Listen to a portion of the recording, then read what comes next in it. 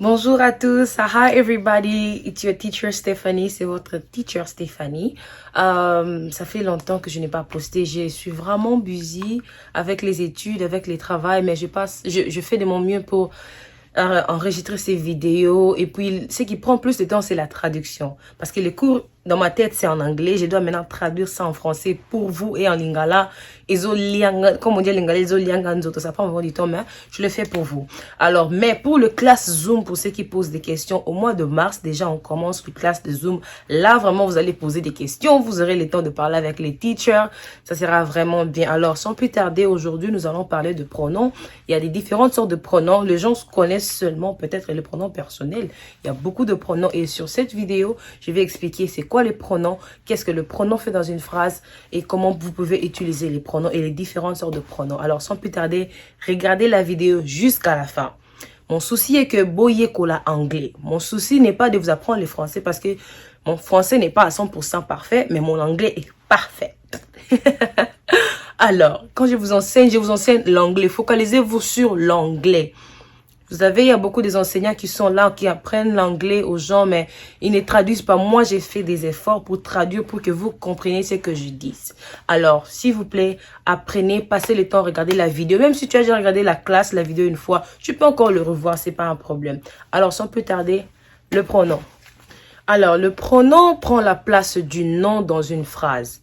Quand on utilise le pronom dans une phrase, ça nous permet ou ça nous évite de répéter le nom d'une personne ou le nom de la chose à plusieurs reprises. Je vais vous donner un exemple. Par exemple, Stephanie's car, la voiture de Stéphanie.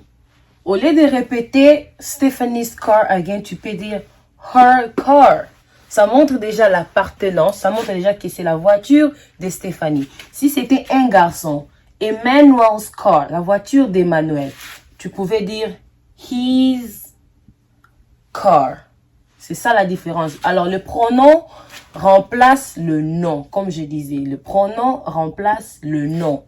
Par exemple, do you like Stephanie? Tu peux dire yes, I like Stephanie.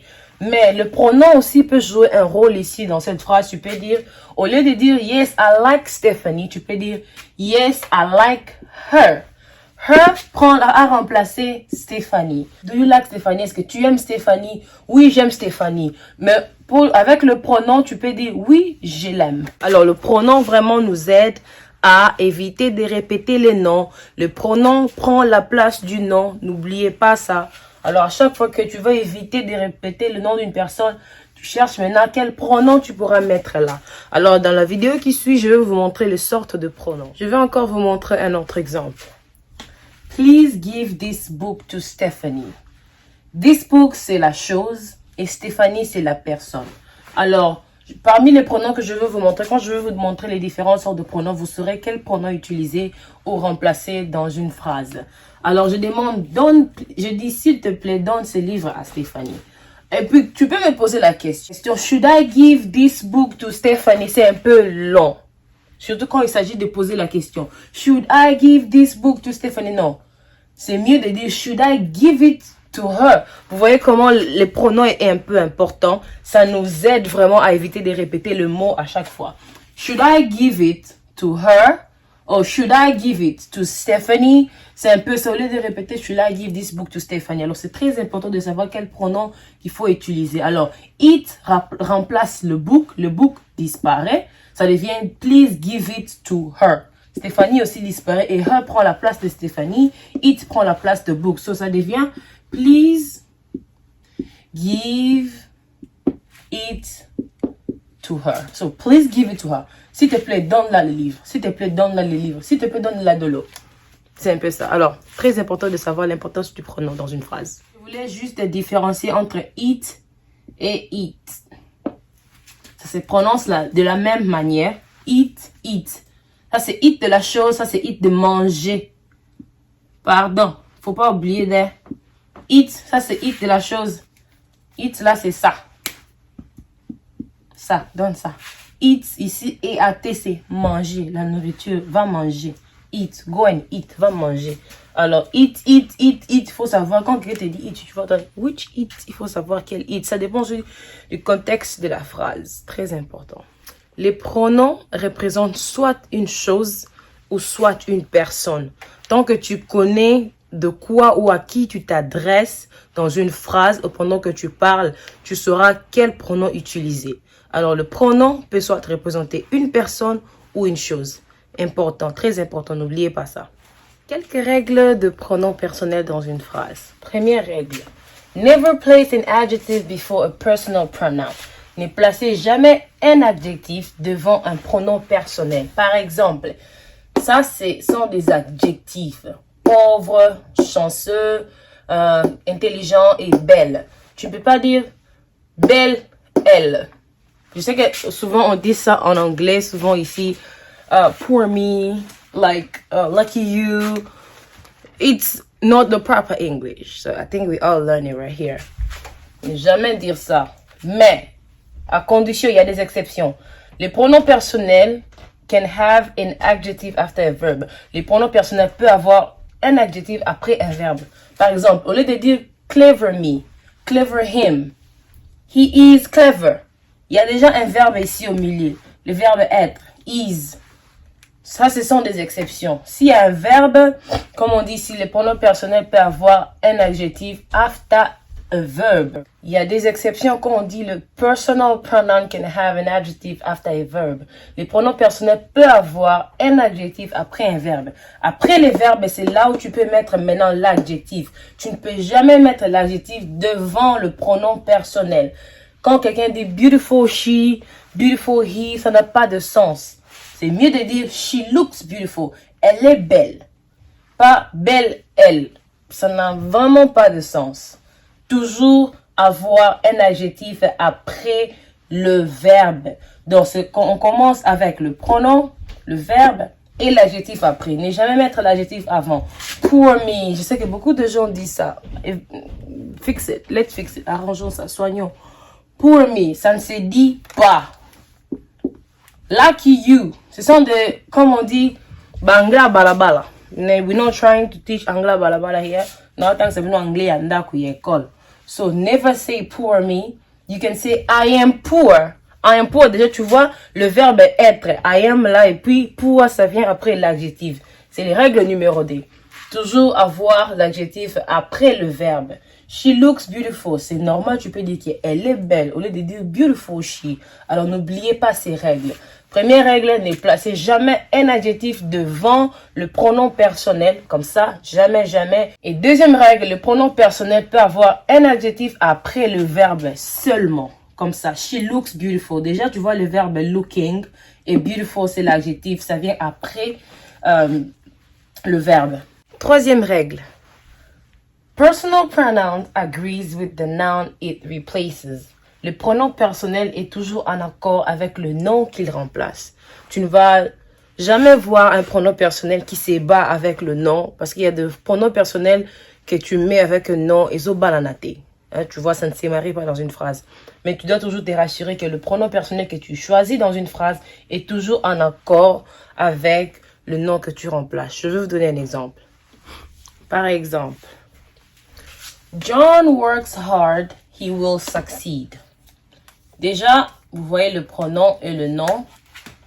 Déjà, en écoutant, ça se marie déjà. John works hard, he will succeed. John travaille dur, il va réussir. Déjà, tu vois que ça se marie. Ma phrase oizobalana. Maintenant, je vais montrer l'erreur ici. John works hard, I will succeed. Il n'y a pas de relation entre John et toi. Tu ne peux pas mélanger John et toi dans une même phrase. John travaille dur, je vais réussir. Dis-moi, il y a quelle relation entre John et toi dans une phrase? John works hard, I will succeed.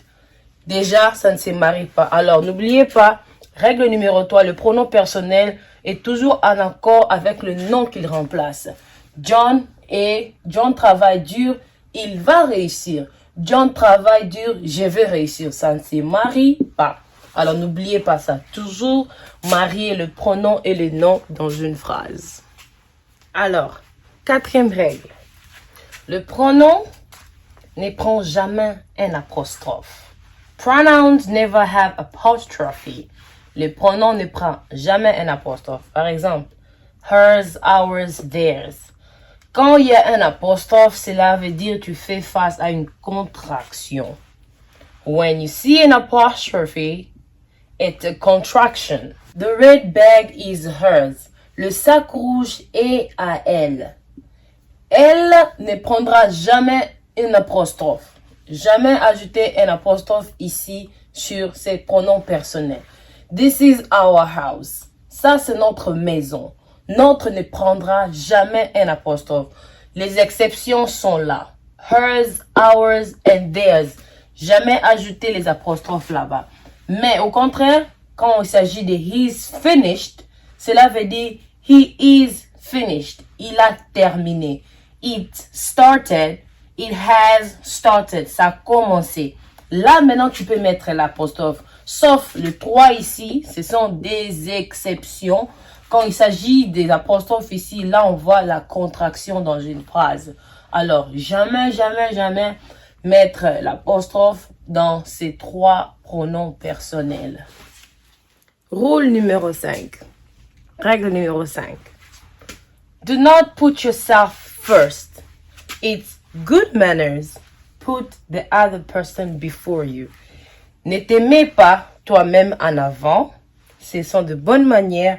Mets toujours une autre personne ou d'autres personnes avant toi. Par exemple, I and my wife are going out tonight. Moi et ma femme, nous sortons ce soir. Les bonnes manières pour des pronoms personnels, on met toujours l'autre personne avant. Par exemple, ça c'est déjà wrong. La bonne façon de dire ça, c'est my wife and I are going out tonight. Ma femme et moi sortons ce soir. Toujours mettre d'autres personnes avant toi. Ne t'aimer jamais avant. Un autre exemple, I, my husband and kids. La bonne manière de dire ça, n'est pas correct. La bonne manière de dire c'est my husband, kids and I. Moi, mon mari et mes enfants. Non, c'est toujours mon mari, mes enfants et moi.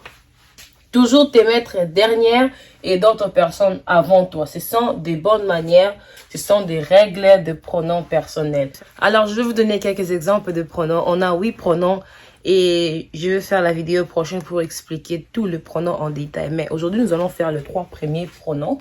Nous avons les pronoms personnels, par exemple, I, you, he, she, it, we, you, they. Je, tu, il, elle. It, même là, c'est les choses. Le, la ou lui. We, c'est nous. You, c'est vous. They, c'est il et elle, au pluriel. Nous avons le pronom démonstratif comme this pen, that pen, these books and those books. Expliquer ça, une différence entre this et that et these et those. This et that, ce sont la même chose. Ils ont la même signification. Mais la différence est que this montre quelque chose qui est près et that montre quelque chose qui est loin. Et these montre les choses au pluriel qui sont près de toi et those montre les choses au pluriel qui sont un peu loin de toi. Alors, this pen, c'est close to me, c'est près de moi. That pen, c'est un peu loin. These pens, c'est ça, these pens. Those pens, c'est loin. Alors, n'oubliez pas la différence entre this, that, these and those. Les pronoms possessifs, nous avons mine, yours, his, hers, ours, yours and theirs. Mine, c'est le mien ou la mienne. Mine. Whose book is this? It's mine. Whose child is this? C'est à qui appartient cet enfant? À qui appartient ce livre? Whose pen is this? À qui appartient ce bic? It's mine. L'appartenance, ça montre la possession, voilà. Possessive pronouns, ça montre la possession. Mine, yanga. Yours, yayo. Le tien. His, le sien, yaye. Hers, la sienne, yaye. Ours, la nôtre. Yabango. This is teaching Lingala and French at the same time. Yours, le tien. Et theirs, les leurs. Yabango, yabango. Le Lingala, c'est un peu c'est pas riche, c'est un peu pauvre. Alors, n'oubliez pas, les pronoms possessifs montrent l'appartenance. Il y a biso, yanga, mine, yanga, yours, le tien, yayo, his, yaye, le sien, hers, yaye, la sienne, ours, la nôtre, yabiso, yours, le tien, yayo, theirs, le leur, yabango. J'espère que c'est clair. Nous allons entrer plus en détail dans la vidéo qui suit. Alors, pour aujourd'hui, je vais m'arrêter là. Pour d'autres pronoms, je veux juste donner le nom, mais l'exemple, je vais entrer en détail dans la vidéo qui suit. Je ne vais pas faire des vidéos trop longues, sinon les gens ne seront pas capables de suivre jusqu'à la fin. Alors, la classe prochaine, nous allons parler plus d'autres détails sur d'autres pronoms. Alors, regardez la vidéo jusqu'à la fin. N'oubliez pas les règles de pronoms pour que vous sachiez comment utiliser les pronoms dans une phrase.